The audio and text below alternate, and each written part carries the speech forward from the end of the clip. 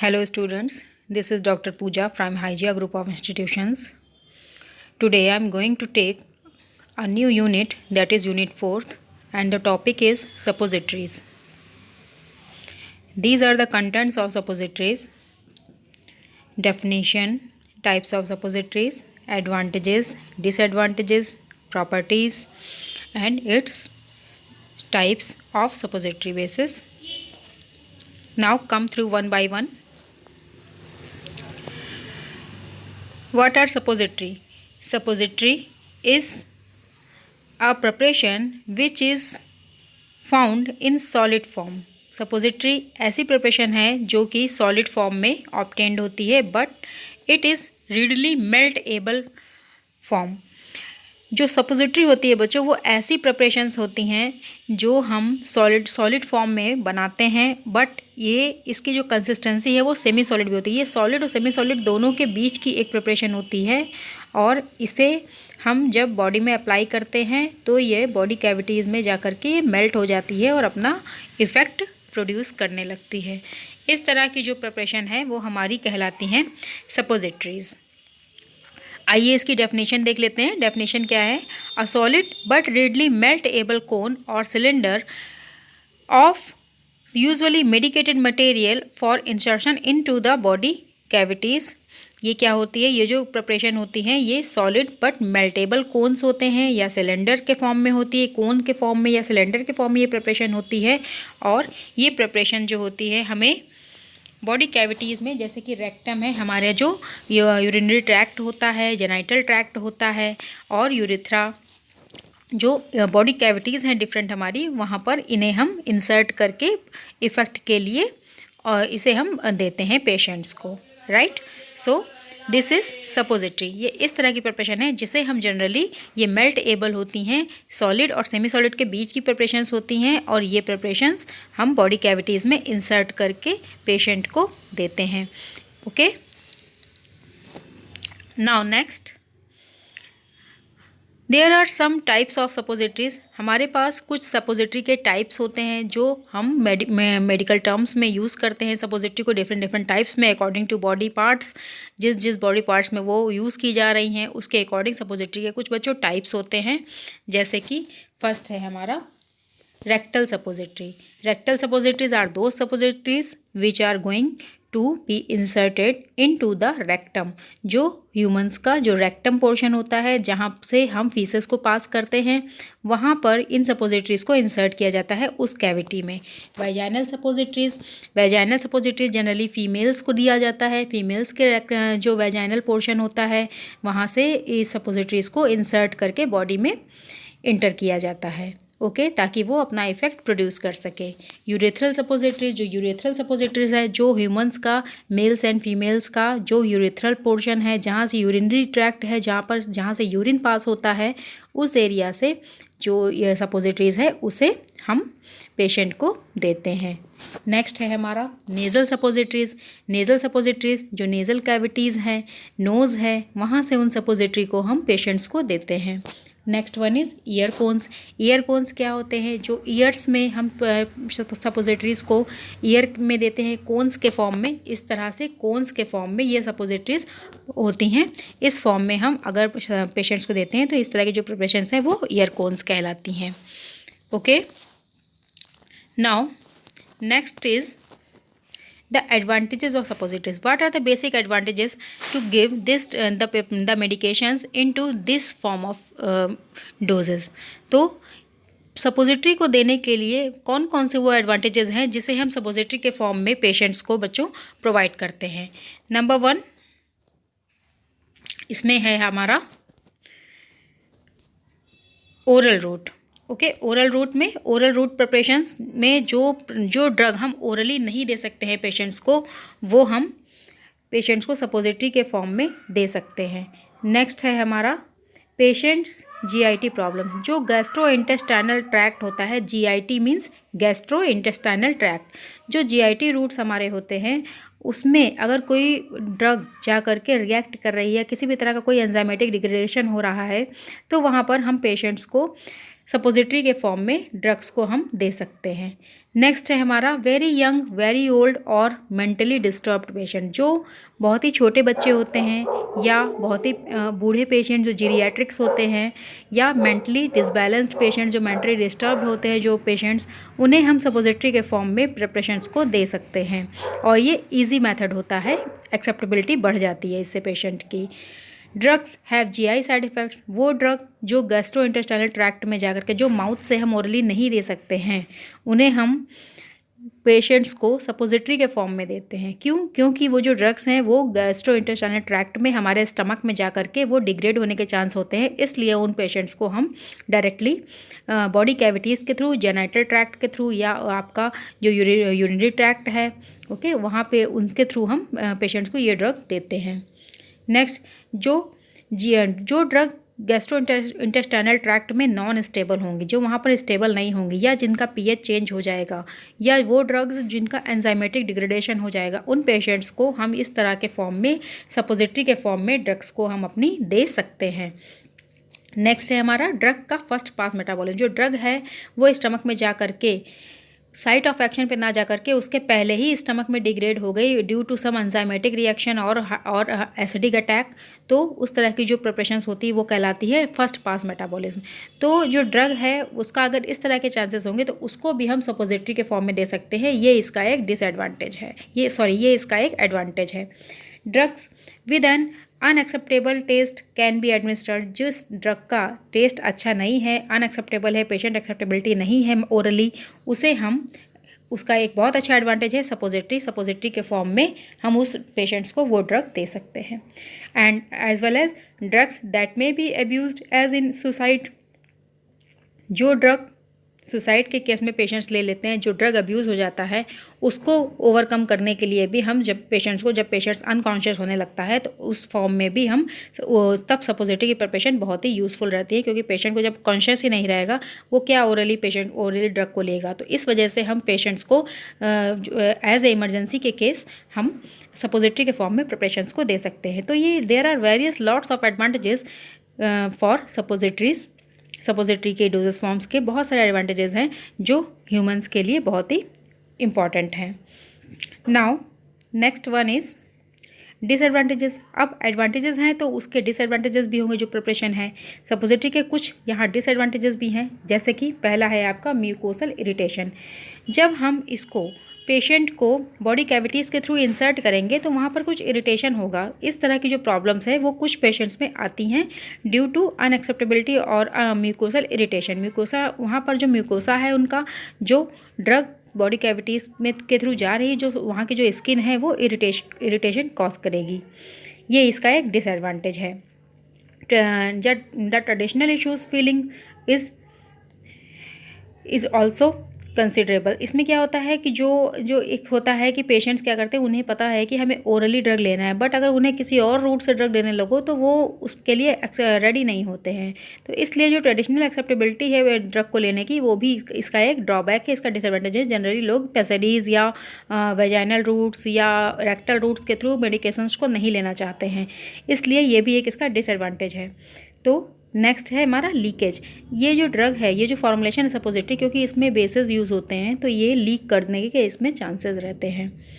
Next है इसका sometimes incomplete absorption. कुछ समय कभी कभी ऐसा होता है कि इसका जो एब्जॉर्प्शन है स्किन के साथ में, म्यूकोसल मेम्ब्रेन के साथ में, वो इनकम्प्लीट रहता है। तो सो this is also a very big disadvantage of suppository.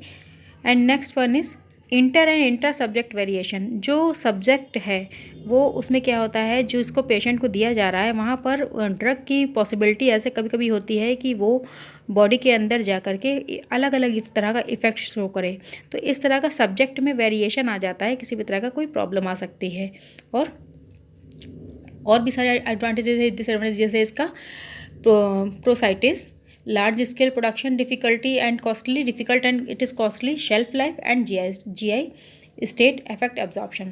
सबसे पहले क्या होता है कि इसमें जो लार्ज स्केल लेवल पे जो इसकी जो डिफ़िकल्टी होती है, इसका प्रोडक्शन है बहुत ही ज़्यादा बल्क में बनता है, क्योंकि ज़्यादा अमाउंट में बनता है, इसलिए इसमें क्या होगा कि ये प्रिपरेशन ईजी हैंडलिंग नहीं होती है इसकी। इसमें शेल्फ लाइफ की प्रॉब्लम होती है क्योंकि इसकी स्टोरेज कंडीशन बहुत ही ज़्यादा सेंसिटिव होती हैं, क्योंकि इसमें कोका बटर वगैरह यूज़ है, इसलिए इसके मेल्ट होने के चांसेस ज़्यादा रहते हैं, इसलिए इसकी शेल्फ लाइफ भी बहुत ज़्यादा अच्छी नहीं होती है। ये भी एक इसका डिसएडवांटेज है। नेक्स्ट इसका क्या है कि हमारा जीआई स्टेट अफेक्ट्स एब्जॉर्प्शन। जो हमारा गैस्ट्रोइंटेस्टाइनल ट्रैक्ट होता है बच्चों, वो उसके थ्रू जो एब्जॉर्प्शन होता है वो इफेक्टिव नहीं होता है इस प्रिपरेशन के फॉर्म में। कभी कभी ऐसा कुछ केसेस में देखा गया है, तो ये भी एक इसका डिसएडवांटेज है। Okay, now next is it's properties. Suppository base की कुछ आइडियल प्रॉपर्टीज़ हैं जो कि होनी ही चाहिए। सपोजिटरी को बनाने के लिए बच्चों सपोजिटरी बेस चाहिए होता है। जैसे सेमी सॉलिड को बनाने के लिए सेमी सॉलिड में base oleaginous base, hydrosoluble water soluble base, okay, इस तरह के जो बेस चाहिए होते थे सेमी सॉलिड प्रिपरेशन में, सेम इसी तरह हमें सपोजिटरी को बनाने के लिए सपोजिटरी बेसिस की रिक्वायरमेंट होती है। और उस बेस की प्रॉपर्टीज़ कैसी होनी चाहिए? सबसे पहले तो it should melt at body temperature. इसे क्या होता है, बॉडी टेम्परेचर पे ये मेल्ट हो जाना चाहिए। ओके, नेक्स्ट इसका इट शुड डिज़ोल्व और and disperse in body fluids. जो बॉडी फ्लूइड्स हैं उसके साथ में ये डिज़ोल्व और डिस्पर्स हो जाना चाहिए। It release any medication readily. कोई भी मेडिकेशन को ये ईजिली रिलीज़ करने वाला बॉडी कैविटीज़ में होना चाहिए, ऐसा इसका बेस हमें चूज़ करना है।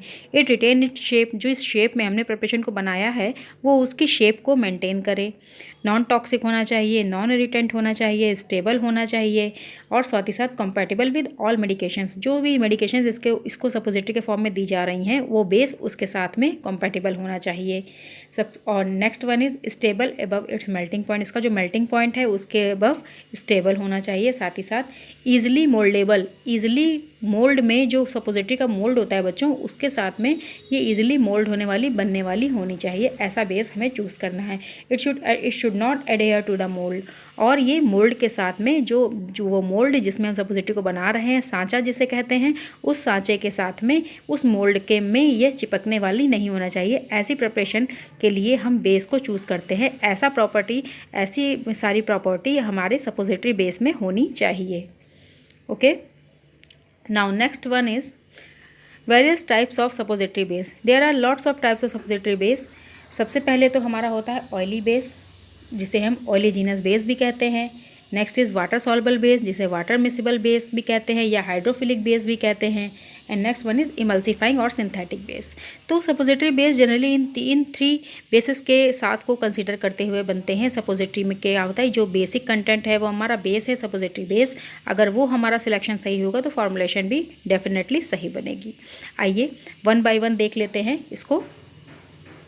नाउ ऑयलीजीनस बेस और oily base. First of all cocoa butter. There are lots of oleaginous bases, but mostly important bases are coca butter. This is also known as theobroma oil. Cocoa butter एक ऐसा base है, या Theobroma oil इस भी इसे हम कहते हैं। ये एक ऐसा बेस है जो ऑयली सपोजिटरीज़ को, ऑयली बेस के फॉर्म में सपोजिटरीज़ को जो हम बना रहे हैं उसमें ये एज ए बेस यूज़ होता है। Next is emulsified Coca butter. Cocoa butter तो होता है, मतलब थियोब्रोमा ऑयल तो होता है, बट वो कुछ इमल्सीफायर उसमें ऐड होते हैं, जिस वजह से इसका नाम इमल्सीफाइड कोका बटर होता है। Then hydrogenated oils. कुछ वाटर ऐसे होते हैं जो हाइड्रोजिनेटेड फॉर्म में as a suppository base, oleaginous base use किए जाते हैं। Okay, now next one is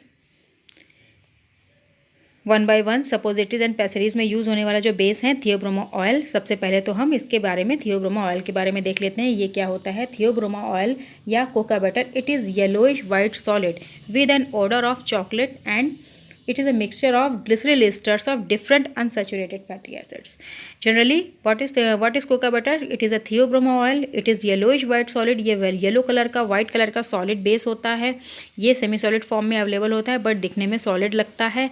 और ये इसकी जो ऑर्डर है, इसका जो स्मेल है वो चॉकलेट की तरह इसमें स्मेल आती है। और ये क्या होता है, ग्लिसरॉल एस्टर्स का एक मिक्सचर होता है जो ईस्टर्स होते हैं, कुछ फैटी एसिड्स अनसैचुरेटेड होते हैं, उसका ये मिक्सचर होता है। Okay, so this is all about the theobroma oil और कोका बटर।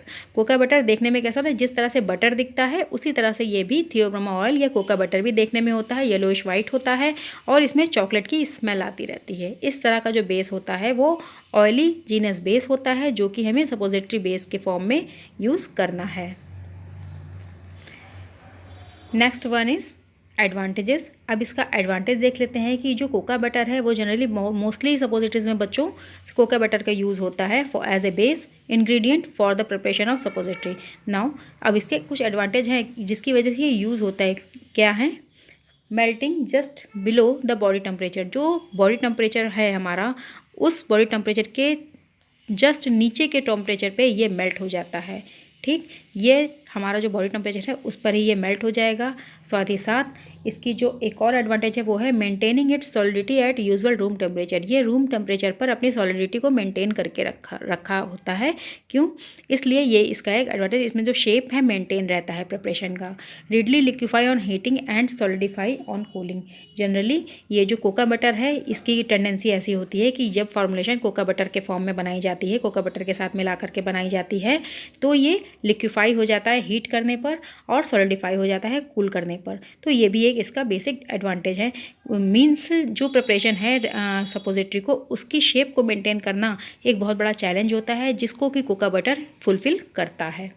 अब इसका डिसएडवांटेज क्या है? कोका बटर जो कि हम सपोजिटरी के बेस के फॉर्म में यूज़ कर रहे हैं, उसके बेटे कुछ बच्चों डिसएडवांटेजेस भी हैं। वो क्या हैं? रेंसिडिटी। उसमें से बैड ऑडर या बैड स्मेल आने लगती है, जो कि रेंसिडिटी कहलाती है बच्चों।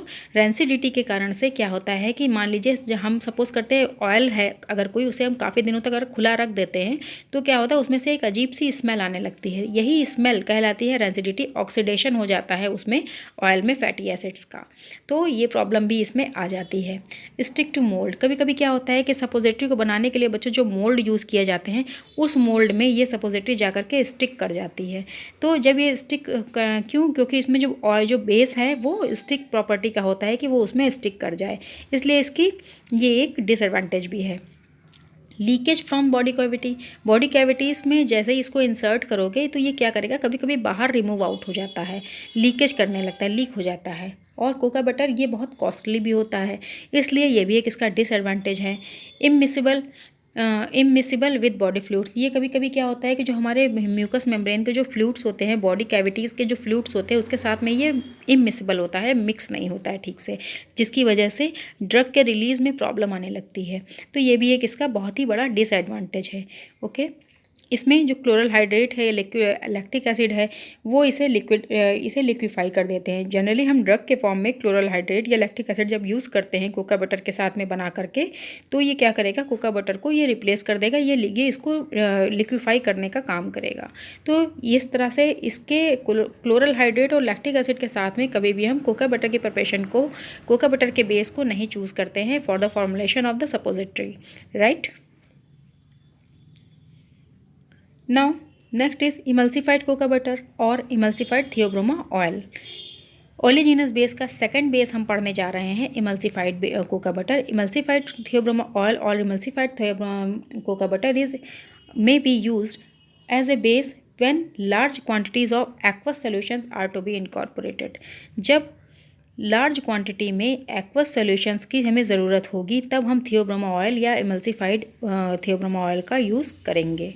जब 5% ग्लिसरॉल मोनोएस्टेरेट और 10% लैनेट wax with 2 to 3% cetyl alcohol and 4% beeswax is recommended for emulsified theobroma oil।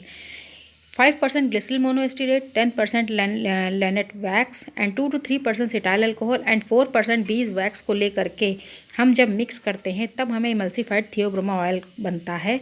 ये होता है हमारा, ये इन सब के कॉम्बिनेशन से बनी हुई चीज़ों को हम कहते हैं emulsified theobroma oil। Next one is hydrogenated oil. What are hydrogenated oils? अब हमारे ओलिजिनस बेस का थर्ड वन है हमारा हाइड्रोजनेटेड ऑयल्स। हाइड्रोजनेटेड ऑयल्स क्या होते हैं? These hydrogenated oils are used as a substitute of theobroma oil. जब जो कि थियोब्रोमा ऑयल का सब्सटीट्यूट के फॉर्म में हाइड्रोजनेटेड हम ऑयल्स को यूज़ करते हैं। हाइड्रोजनेटेड एडिबल ऑयल्स होते हैं, जो खाने वाला हाइड्रोजनेटेड तेल होता है, कोकोनट ऑयल होता है, कोकोनट नारियल का तेल जिसे हम कहते हैं, पी ऑयल मूंगफली का तेल, stearic acid, palm oil, kernel oil. तो ये सब इस तरह के जो ऑयल्स होते हैं वो एज ए सपोजिटरी बेस हम यूज़ करते हैं, और ये एक तरह के इमल्सिफाइंग एजेंट्स भी होते हैं बच्चों। Now next one is advantages. अब हाइड्रोजनेटेड ऑयल्स के बच्चों एडवांटेजेस क्या क्या होते हैं? Over heating does not affect. इसमें जो अगर इसे कभी कभी क्या होता है, बेस को हम ज़्यादा गर्म कर देते हैं तो इसमें क्या होता है, सॉलिडिफाई होने के इसमें ये इफेक्ट नहीं करता है, किसी भी तरह से फॉर्मुलेशन को ज़्यादा इफेक्ट नहीं करता है। कभी कभी अगर ओवर हीटिंग हो जाती है तो इसके सॉलिडिफाइंग पॉइंट को ये इफेक्ट नहीं करते हैं, फॉर्मुलेशन का शेप गड़बड़ नहीं होता है, शेप एज इट इज़ रहता है। So this is also a basic and major important advantage of hydrogenated oil. They are resistant to oxidation. ये ऑक्सीडेशन इसमें नहीं होता है, जो रैंसिडिटी की प्रॉब्लम आती है वो हाइड्रोजनेटेड ऑयल के फॉर्म में नहीं आती है, ये एक इसका एडवांटेज है। Lubrication of the mould is not required. इसमें फॉर्मुलेशंस को बनाने के लिए और पहले से लुब्रिकेशन नहीं करना पड़ता, ये ऑलरेडी एक लिक्विफैक्शन का एक लुब्रिकेटिंग एजेंट का काम भी करता है। Their emulsifying and water absorbing capacity are good. इसकी जो इमल्सीफाइंग और वाटर को एब्जॉर्ब करने की जो कैपेसिटी है वो बहुत ही अच्छी होती है हाइड्रोजनेटेड ऑयल्स की। अब इसका डिसएडवांटेज क्या है? On rapid cooling they become brittle. जल्दी से जब इसे हम कूल करने लगते हैं तो क्या होता है, ये कुछ कड़ा हो जाता है, ब्रिटल हो जाता है, टूटने वाला हो जाता है, ये एक इसका डिसएडवांटेज है। नेक्स्ट है when melted they are more fluid than theobroma oil. जब इसे मेल्ट करते हैं तो ये ज़्यादा लिक्विफाई हो जाता है in comparison to theobroma oil. So this is a major disadvantage and result greater sedimentation of the added substance. तो जनरली क्या होता है, जब इसमें लिक्विफैक्शन ज़्यादा हो जाएगा तो जो इसमें एडेड सब्सटेंस है वो जल्दी नीचे बैठ जाएंगे, तो ये भी एक इसका बेसिक डिसएडवांटेज है थियोब्रोमा ऑयल का, हाइड्रोजनेटेड ऑयल्स का। Next one is water soluble basis. अब हमने बात करी पहले ऑयलीजीनस बेसिस की, देन अब हम आते हैं वाटर सॉल्युबल बेसिस। जो हमारे सपोजिटरी में यूज़ करने वाले जो हमारे वाटर सॉल्युबल बेसिस हैं वो क्या हैं? Glycerogelatin base, first one is glycerogelatin base, next one is soap glycerin base and third one is polyethylene glycol. जो वाटर सॉल्युबल बेसिस हैं वो सपोजिटरी में जो ड्रग हमारी ऐसी होती हैं कुछ जो ऑयल सॉल्युबल बेसिस में डिसॉल्व नहीं होती या मिक्स नहीं होती हैं, उन्हें हम वाटर सॉल्युबल बेसिस में ले करके एज ए सपोजिटरी फॉर्म बनाते हैं, प्रिपेयर करते हैं। उसके लिए जो बेसिक जो हमारे फॉर्मुलेशंस के बनाने के लिए जो बेस हैं वो बेस मटेरियल होना चाहिए हमारा, या तो ग्लिसरोजिलेटिन बेस होना चाहिए, या सोप ग्लिसरीन बेस होना चाहिए, या पॉलीइथाइलिन ग्लाइकोल बेस होना चाहिए। इसमें लेकर के हम अपनी फॉर्मुलेशंस को बनाते हैं जो कि ऑयली बेस में नहीं बन पाती हैं। तो वन बाय वन देख लेते हैं ग्लिसरोजिलेटिन बेसिस क्या होते हैं। स्टूडेंट्स, ग्लिसरोजिलेटिन बेसिस क्या होते हैं? जो ग्लिसरॉल होता है, ग्लिसरॉल को वाटर के साथ जब ऐड करते हैं तो जिलेटिन बनता है, और जिलेटिन के साथ में ऐड करते हैं। जब ग्लिसरॉल, वाटर और जिलेटिन को एक साथ जब मिक्स करते हैं बच्चों तो ग्लिसरोजिलेटिन बेस हमारा बनता है। ओके, इस तरह का जो बेस है वो हमारा कहलाएगा glycerogelatin base. It is a mixture of glycerin and water which is made stiff by the addition of gelatin. Glycerin या ग्लिसरॉल, इसका वाटर के साथ में कॉम्बिनेशन जब जिलेटिन को ऐड किया जाता है तो एक थिक स्टिफ स्ट्रक्चर बनता है, एक फॉर्मुलेशन बनती है जिसे हम ग्लिसरोजिलेटिन बेस कहते हैं। यही बेस सपोजिटरी को बनाने के लिए यूज़ होता है। इसकी प्रॉपर्टीज़ देख लेते हैं। इसकी प्रॉपर्टीज़ क्या है? It is colourless, transparent, translucent in nature. The glycerogelatin base is transparent, colourless and translucent in nature. Soft होता है and melt at 30 to 35 degree Celsius. Soft in touch होता है, छूने में काफ़ी सॉफ्ट होता है ये बेस, और 30 to 35 डिग्री सेल्सियस तक ये मेल्ट होता है। It is use for vaginal suppository. Generally females के केसेस में जो वेजाइनल सपोजिटरीज यूज़ होती हैं, जो वेजाइनल रूट के थ्रू प्रिपरेशन दी जाती हैं सपोजिटरीज़ की, उसमें इस तरह के बेस का बहुत यूज़ होता है, ग्लिसरोजिलेटिन बेस का। Next one is advantages. अब ग्लिसरोजिलेटिन बेस के कुछ बेसिक एडवांटेजेस हैं, आइए वो से हम डिस्कस कर लेते हैं। एडवांटेज क्या है ग्लिसरोजिलेटिन बेस के? First advantage is it melt at body temperature, ये बॉडी टेम्परेचर पे मेल्ट हो जाता है। साथ ही साथ it mix with body fluids के साथ मिक्स हो जाता है। नॉन रैंसिड, इसमें रैंसिडिटी की प्रॉब्लम नहीं होती है, ऑक्सीडेशन की प्रॉब्लम नहीं होती है। And as well as it can be use to prepare suppositories using boric acid, chloral hydrate, iodides, iodoform opium etcetera. और जो सपोजिटरीज हैं जो कि बोरिक एसिड, क्लोरल हाइड्रेट या आयोडाइड्स इस तरह के केमिकल्स को लेकर के बनाई जा रही हैं, उसमें हम आसानी से ईजिली इस बेस को यूज़ करके हम बना सकते हैं, ग्लिसरोजिलेटिन बेस को यूज़ करके हम बना सकते हैं। Now the disadvantage of suppository bases, suppository base जो ग्लिसरोजिलेटिन बेस है इसका डिसएडवांटेज क्या है? It is difficult to prepare and handle, इसे प्रिपेयर करना और हैंडल करना थोड़ा सा मुश्किल होता है, क्योंकि इसमें जिलेटिन वगैरह यूज़ होता है, इसलिए इसको प्रिपेयर करना हैंडल करना मुश्किल होता है। Chance of bacterial growth, there are lots of chances in bacterial growth because water is used as a basic content, hygroscopic in nature, laxative in action and incompatible with tannic acid. So these are the basic disadvantage of glycerogelatin base. Polyethylene glycols. Polyethylene glycols, they are commonly known as carboxyls, polyglycols, etc. These are available in solid liquid form. Those polymers having the molecular weight between 200 to 1000 are liquids. Those having molecular weight higher than 1000 are wax like solid. They are chemically stable and inert. So this is all about polyethylene glycols. These are the advantages of polyethylene glycols. They are chemically stable, non-irritant, do not allow bacterial growth, physical properties change according to molecular weight, it provides prolonged action, do not stick to the mold, suppositories are clean and smooth in appearance. Emulsifying and synthetic bases. Synthetic basis के form में हम वाइटेप्सॉल, मैसोस्ट्रेनियम and मैसोपॉल का use करते हैं as a synthetic base और emulsified base. Come through one by one. Vitapsol, they consist of triglycerides of saturated vegetable acids, vegetable fatty acids, varying percentage of partial esters. A small amount of beeswax is added for use of in hot climate. Generally जब hot climates में use किया जाता है वाइटेप्सॉल को, तो इसमें बीसवैक्स को भी ऐड कर दिया जाता है। And it should not be cooled rapidly, इसे जल्दी कूल नहीं किया जाता because it becomes brittle and fractures, इसमें फ्रैक्चर या ब्रिटलनेस के चांसेस हो सकते हैं। एंड लुब्रिकेशन इज़ रिक्वायर्ड, इसमें लुब्रिकेशन की ज़रूरत होती है। Okay, next one is masa strenum. Masa strenum is also a synthetic base.